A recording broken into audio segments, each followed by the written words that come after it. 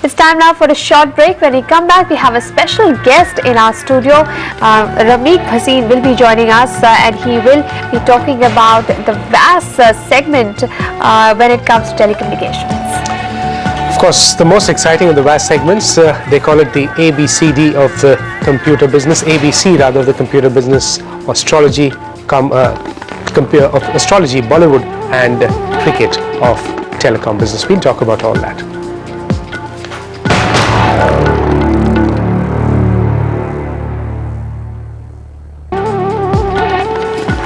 Welcome back to Breakfast with Profit. We have now joining us in our studios Mr. Ramik Bhasin. He is the CEO of Mobio Networks and he is joining us to tell us more about the new venture that they have called Get Mobio.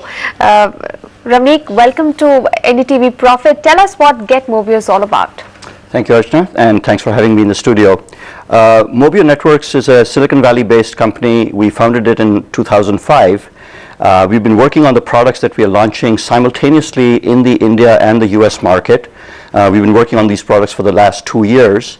In US, we are launching the Get Mobio Lifestyle Portal that has a variety of daily use applications, whether you're a golf person or you like fine dining or you like wines or you're a skate punk as we call it in the US and you want to find out the best skate parks there are. So there's something in it for everyone in the US Lifestyle Portal. But very specifically, I'm here to talk today about what we're doing in India, especially as the vast market is on a tear as far as the Indian market is concerned. In India, we have partnered with with one of the largest web properties, which is indiatimes.com, and in participation with them, we are launching our applications which are geared towards cricket right now, since given the World Cup is going on, across multiple GSM operators in the country. Mm-hmm. So Ramik, what kind of reaction are you seeing? Because India is a cricket market. Anything related to cricket sells in India. What's the reaction to your service? Well, that was the theory as we came to the India market, that India is very passionate about cricket. It's almost like a religion, if you will. And so we scrambled and put together the cricket application starting in the December timeframe. We said, well, we'll meet the World Cup fever. And we did see the fever during the first few days when India was still in the running, and then it just dramatically fell off. I'll give you some anecdotal stories of what happened there. We launched the application 3 days before the first match was being held, and we saw thousands of downloads during those first 3 days. The moment India was out of the running, those downloads trickled down to maybe 10, 15, 20 a day. Our partner, indiatimes.com, they were getting 2.5 million hits per day on their cricket website. That trickled down to 0.7 million a day. Now we're in the position where we are starting to see the downloads pick up again, and India Times is back to roughly 1.5 million hits a day. So what that tells you is that in India, the fever never dies. I mean, cricket is, people are still passionate about it, and the fever is coming back. Right, Ramik, what are the products that you are offering on mobiles? I have a mobile. If I need some information on the World Cup, or what can I get? Do I also have some games to look forward to?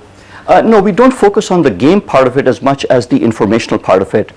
We think of our applications as very immersive applications where our whole mantra is that 3-4 clicks and you're done for most of our applications.